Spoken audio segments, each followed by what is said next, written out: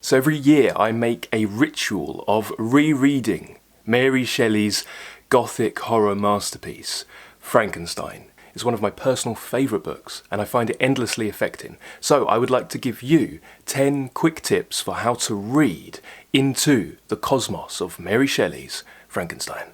It's alive! It's alive! It's alive! My first tip is to read Frankenstein as an evocation of the Romantic Sublime. What is the Romantic Sublime? If we're following Burke, and if we're following the poets Wordsworth, Coleridge, and Mary's own husband, Percy Bysshe Shelley, if we're following their designation, the sublime is that which inspires fear and awe and pity. It's quite different from the beautiful. Sublime is huge mountains, fierce animals, and horrendous thunderstorms. Anything that makes you feel powerless by virtue of a greater power. That's why when you read Frankenstein, you will see resplendent, sublime descriptions of peaks and cliffs and thunderstorms and nature at its most awe-inspiring. So I would personally recommend you read some romantic poetry alongside Frankenstein, namely Percy Bysshe Shelley's Mont Blanc and bits of Wordsworth's The Prelude. I would also highly recommend a poem that was tremendously influential for Mary Shelley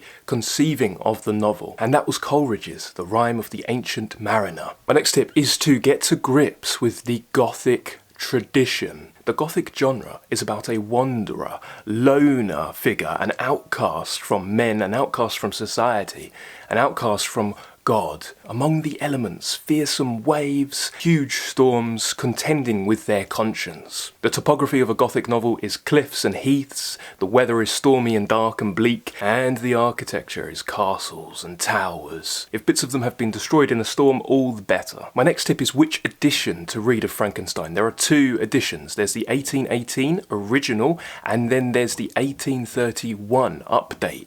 I prefer the 1818, though there aren't tons of changes. The changes are mostly cosmetic. The main difference is that the 1831 has Mary Shelley's introduction to the work, which is worth reading. So if you read the 1818, my favourite, go seek out her introduction, because the introduction acquaints you with how the tale came to fruition. What was the story behind the tale? Which leads into my next tip, which is acquaint yourself with the conception of the tale. As you may know, Mary Shelley, her husband Percy, Polidori, Lord Byron, they were stuck in a cottage near Lake Geneva, and for weeks they had been buffeted by wind and rain and storm, and they couldn't go out. So they read ghost stories to one another. And one night they challenged each other to write their own ghost story around the fire, and they scared the pants off of each other. Polidori wrote The Vampire, which has gone on to have its own renown, although it's not that good. Lord Byron and Percy, they both wrote things of no consequence, completely forgettable.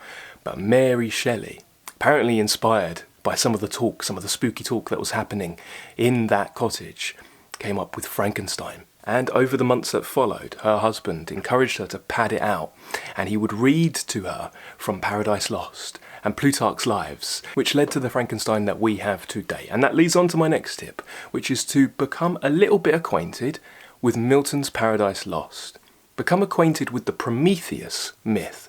Both of these are very important. The full title of Mary Shelley's masterpiece is Frankenstein, or the modern Prometheus. Who's Prometheus? Prometheus, who stole fire, divine fire from the gods, and then was damned for all eternity to be chained to a rock and to have an eagle pick out his liver, only for it to regenerate the next day. It's kind of like the Sisyphus myth, where Sisyphus pushes the boulder up to the top of the hill, but then he's damned for it to roll down and he has to do it all over again. We can go well off topic with this. We can start talking about Nietzsche, eternal recurrence, the Eastern idea of samsara, but we won't for now. Just acquaint yourself with the Prometheus myth. This was a myth that really affected many of the Romantic poets, and many were also deeply swayed by Milton's conception of Satan in Paradise Lost.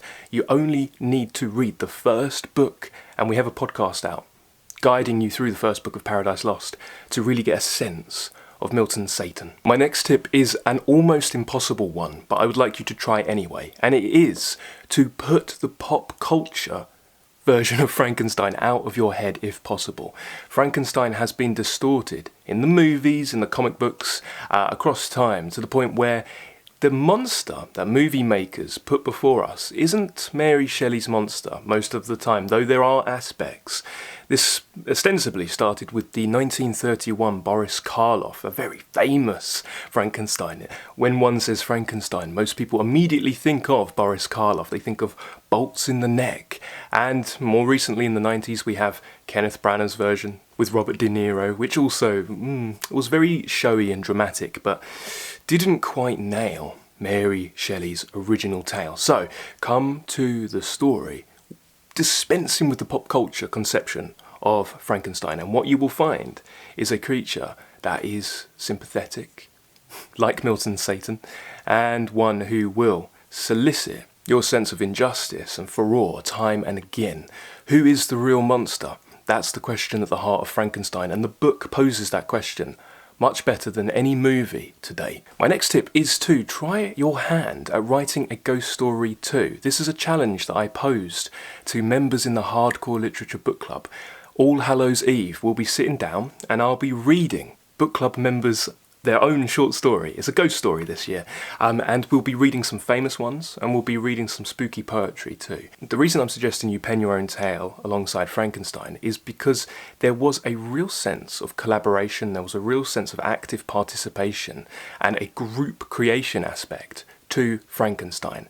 If you look at the myth, and it is a bit of a myth, but if you look at how the tale was conceived, it was come to fruition amongst many different writers trying their hands at something spooky. So the best service, the best honour you can give Mary Shelley this Halloween is to scribble your own spooky story and see what happens, see what comes of it. My next tip is about pacing. I highly recommend that you read this one fast across a dark weekend. Frankenstein is the perfect weekend read. Now granted, you may need a long weekend, you may need a bank holiday, but the story is split into 3 volumes. You could read volume 1 on Friday evening, volume 2 across Saturday, and finish the book on Sunday. I'm almost always an advocate, first and foremost, for slow, deep reading across the long term, and that works with really big books, epics like Les Miserables, Clarissa, Ulysses. It works really well for those books, but Frankenstein has a feverish pace, and it is well suited to complete immersion, deep immersion across a very short space of time. Of course, we will reread it, we'll hopefully reread it every year, but if you really want to get a sense of the anxiety at the core of the story, then read it quickly. I also suggest that you do some digging into the background of the story, not just the scientific background. The vivisection scene is particularly vivid and alarming. At the time, doctors were seen as butchers, essentially. They would hang around the gallows, waiting for prisoners who had been hung, waiting for their corpses, and they'd pull them apart. It wasn't a great time to be a surgeon during the time of Mary Shelley's Frankenstein, but also acquaint yourself with Mary Shelley's own biography. It's beyond the remit of the video to go too in-depth here, but suffice to say that very close to the conception of the tale, she lost her baby, and she was traumatised by this. If you read some of her diary entries around the time, you'll know that she was plagued by nightmares about the baby coming back to life, reanimating. It wasn't dead. It was just cold, and we warmed it by the fire and it came back to life.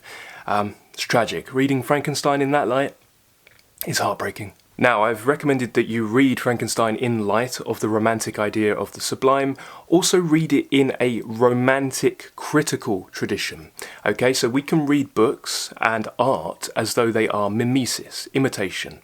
And that comes down from Plato and the Aristotelian tradition. And then we moved on from mimesis and we read art as being pragmatic, as having social utility, having a purpose, and that you would move the reader or the audience to inspire some effect in them or teach them something. And then the Romantics pivoted from this and said that art was expressive. It's this Wordsworthian idea of art being an overflow of feeling. So think about the different ways you can critique the art and think about how it might have been different in another time. That's a valuable thought exercise for aesthetic appreciation. And the tip that I would like to leave you with is to discuss the book with others.